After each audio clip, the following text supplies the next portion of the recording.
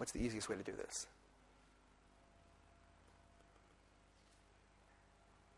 Well, R is basically this parameter delta, which gets turned into Xi, the label for the hyperbolae, right? If one works through it, the same thing is true inside the horizon. So inside, it turns out that R equals 0 is one of these hyperbolae. Okay. In other words, R equals 0 is, in an important way, not a location in space, but a slice in time. It's special enough, for reasons I'll point out in a minute, that one often draws it in a funny way and puts a little squiggle there to mark it. Okay, and calls it the singularity.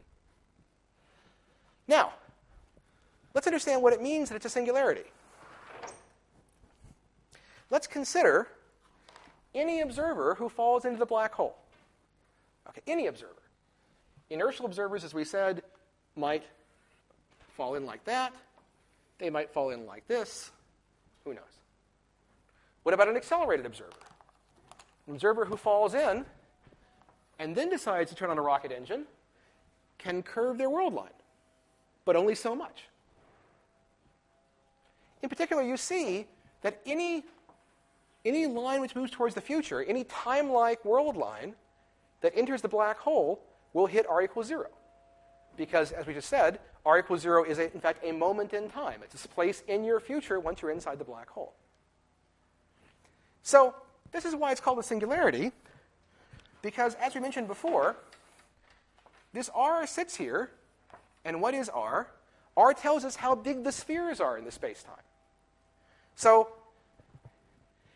we start out crossing the horizon, say, here, at some finite-sized sphere. Okay? Perhaps I will enter the black hole on this side, well, this side. Jeff will enter it on that side. We're at opposite ends of a finite-sized sphere. Okay? Then we simply fall in. What we see is that no matter what we do, no matter which path through space-time we take, as long as it remains time-like, meaning as long as we move at less than the speed of light, Jeff and I will necessarily move closer together, because the sphere we're on has to shrink. It goes towards R equals 0. In fact, it has to shrink infinitely much. It has to shrink to 0 size, thus crushing us all out of existence and being rather painful in the process. Okay. So this is why it's called a singularity. It does something very singular. And in fact, you can show that if you believe the solution all the way to R equals 0, this solution will necessarily cause, in the limit as you reach R equals 0, infinite stresses on any object inside the black hole. Okay. Right, because these spheres shrink to 0 size. All right. Well, I see that I have exactly reached my 3 o'clock deadline. So let me stop there and see if there are any questions.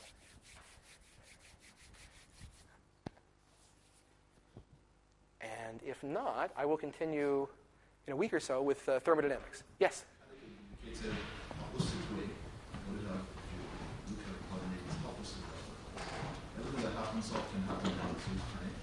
Oh, you want to consider what happens down here?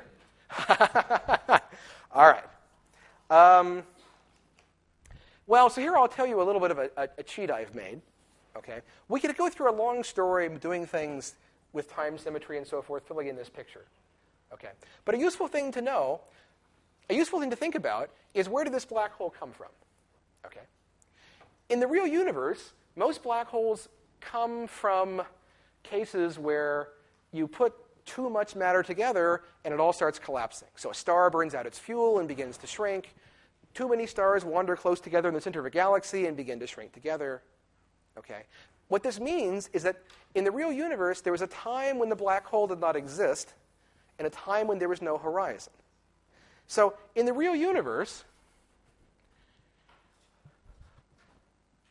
it turns out that this part of our diagram is usually not very relevant because it corresponds to the time before the black hole formed. So while I'd be happy to answer your question in more detail after the lecture, the short version is that in the real universe, it's only sort of this part of the black hole which is most interesting, because back here the black hole is still being formed, and back here what we really had was a big, that didn't show up at all, was a big star that then collapses to form the black hole. Okay, good. Okay, anything else? Yes?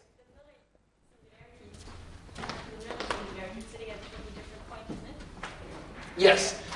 So, as I mentioned, the Milne universe corresponds to doing something extra to this space-time, even though it's the same metric, so to speak. Okay. So this result, this From a resolution point of view, what they said was that the Milne singularity is not as easy as everybody makes it out. Some people might have thought it was, yes. It's as bad as the short singularity. Whatever that means. Yeah. Well, it means it does this kind of thing. As bad in the sense that it's trickier. It's hard to resolve. Exactly. Good. All right. Time for tea.